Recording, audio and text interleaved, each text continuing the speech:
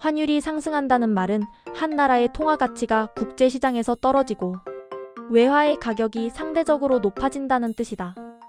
한국의 경우 원화 가치가 하락하면 달러를 사기 위해 더 많은 원화를 내야 하며 이는 수입 비용 상승과 국내 금융 환경의 불안정을 동시에 불러온다. 이러한 환율 상승은 단순히 수출과 수입의 균형을 흔드는 문제에 그치지 않고 금융 시스템 전반의 신뢰를 흔들 수 있다. 특히 장기간에 걸쳐 환율이 급격하게 상승할 경우 경제 심리의 악화로 이어지고 기업과 개인이 모두 불안감을 느끼게 된다. 이런 불안감이 일정 단계 이상 쌓이면 경기 침체를 넘어 경제 붕괴까지 이어질 수 있으며 극단적 상황에서는 대공황과 유사한 충격을 낳을 수 있다. 대공황이라는 말은 단순한 경기 하락이 아니라 경제의 거의 모든 분야가 동시에 무너지고 소비 투자, 고용 금융이 모두 붕괴하는 현상을 말한다. 이런 대규모 경제 붕괴가 발생하는 과정에는 여러 요인이 복합적으로 작용하지만 환율의 급격한 상승은 그 중에서도 핵심적인 촉매제로 작용할 수 있다. 환율이 갑자기 오르면 수입 원자재 가격이 올라 기업들의 생산 비용이 급등한다. 특히 한국처럼 에너지와 식량 부족 국가일 경우 환율 상승은 곧바로 물가 상승으로 이어진다. 원유, 가스, 곡물과 같은 필수 품목들이 모두 달러로 거래되기 때문이다. 이렇게 필수 물가가 오르면 소비자들은 지출을 줄이기 시작하며 기업들은 매출 감소와 비용 증가를 동시에 맞는다. 경제가 이중 압력을 받는 것이다. 기업들은 비용 부담을 줄이기 위해 고용을 축소하고 투자를 미룬다. 이것은 다시 가계의 소득 감소로 이어지고 소비는 더 줄어든다. 환율 상승으로 시작된 압박이 경제 전반으로 번져 연쇄적인 하락을 만들어내는 것이다. 가계가 소비를 줄이면 자영업자와 중소기업이 먼저 타격을 받게 된다. 매출은 줄고 비용은 오르니 버티기 힘들어지며 폐업이 증가한다. 폐업 증가가 늘어나면 실업률은 오르고 실업률 상승은 다시 소비 위축으로 이어진다. 이런 순환은 시간이 지날수록 더 강하게 경제를 끌어내린다. 문제는 금융시장이다. 환율 상승은 외국인 투자자의 자본 이탈을 촉발할 수 있다. 경제 불안이 감지되면 외국인은 안전한 시장을 찾아 달러를 들고 빠져나간다. 자본 유출이 시작되면 환율은 더 상승하고 국내 금융시장은 변동성이 커진다.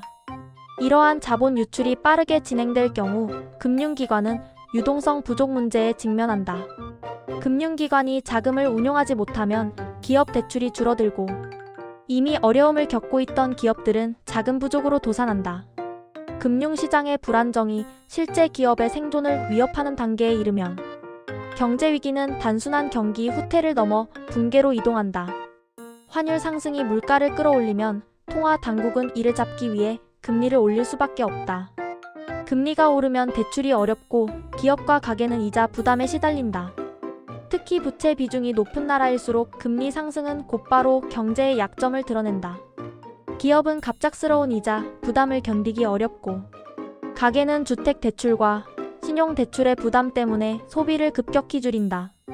금리 상승이 경기 침체를 심화시키는 것이다. 환율 상승과 금리 상승과 경기 하락이 동시에 진행되는 상황은 스태그플레이션을 불러오는데 이것은 물가는 오르고 경기는 침체되는 최악의 경제 환경이다. 스태그플레이션이 길어지면 대규모 실업과 금융 불안이 겹쳐 대공황으로 발전할 가능성도 커진다. 역사적으로 대공황은 단일 원인만으로 발생하지 않았다. 미국의 대공황 역시 금융 과열과 부채 증가와 자산 버블 붕괴가 겹치며 발생했다. 그런데 이러한 대공황의 여러 촉매들 중 하나가 환율 불안정이었다. 환율이 불안정하면 국가 간 무역이 흔들리고 글로벌 금융 흐름이 붕괴되어 충격이 전 세계로 확산된다.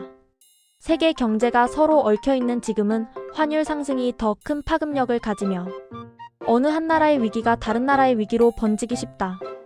현대 경제에서는 환율 상승이 단순한 가격 변동이 아니라 국가 전체의 신뢰도와 직결되는 위험 신호가 된다. 환율 상승은 부동산 시장도 흔든다. 금리가 오르면 주택 대출 부담이 커지고 주택 거래는 줄어든다. 집을 내놓아도 사려는 사람이 줄어 가격이 떨어지기 시작한다. 가격 하락이 빠르게 진행되면 가계의 자산 가치가 무너지고 금융기관의 담보 가치도 하락하여 금융 시스템의 안정성은 더 흔들린다. 만약 금융기관에서 부실 대출이 늘어나거나 담보 가치 하락으로 인한 손실이 커지면 금융기관 자체가 위험해질 수 있다.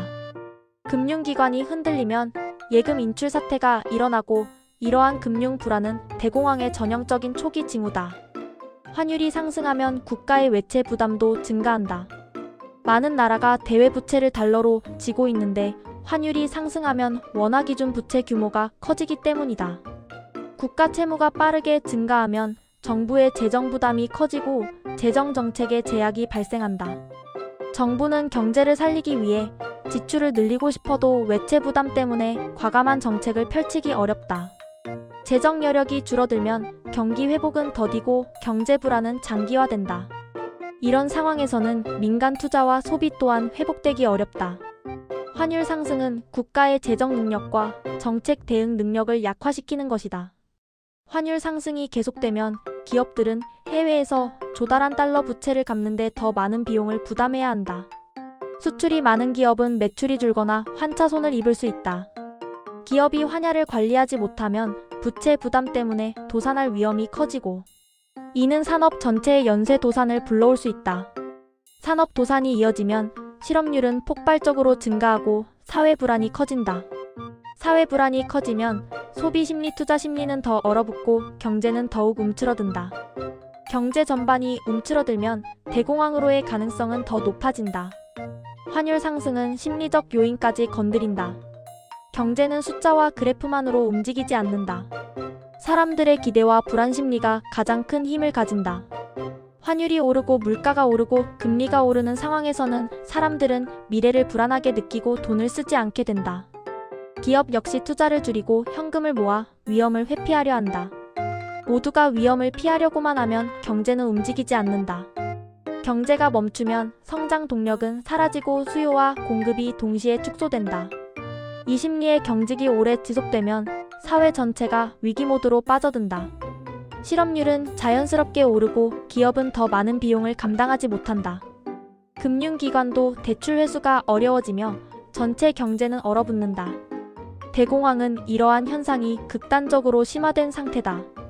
환율 상승은 단순히 통화 가치의 하락이 아니라 경제 전반에 걸쳐 충격을 확산시키는 시작점이다.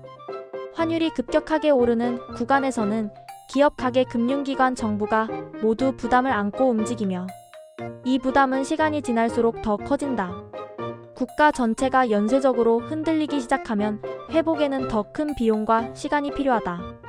환율 상승이 장기화되고 물가와 금리와 실업률이 동시에 상승하면 경제는 스스로의 동력을 잃고 대공황의 그림자가 드리워진다. 결국 환율 상승은 대공황을 직접 만들어내는 단일 요인이 아니다. 그러나 경제의 약한 고리를 모두 당기는 강력한 촉발 요인이다. 금융시장의 불안정 소비와 투자 위축 실업 증가, 기업 도산 자본 유출 물가 급등 금리 급등 부채 부담 증가 재정 압박까지 모든 요소를 하나로 묶어 경제를 극도로 취약하게 만든다. 이러한 요소들이 동시에 악화될 때 대공황은 현실이 될 수 있다.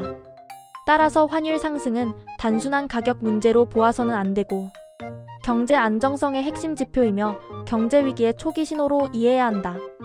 한국처럼 수출입 의존도가 큰 나라일수록 환율 변동의 충격은 국가 경제 전반에 더 빠르고 크게 영향을 미친다. 환율 안정은 기업과 가계와 국가 모두의 안전망이며 흔들리면 가장 먼저 고통이 발생하는 지점이기도 하다.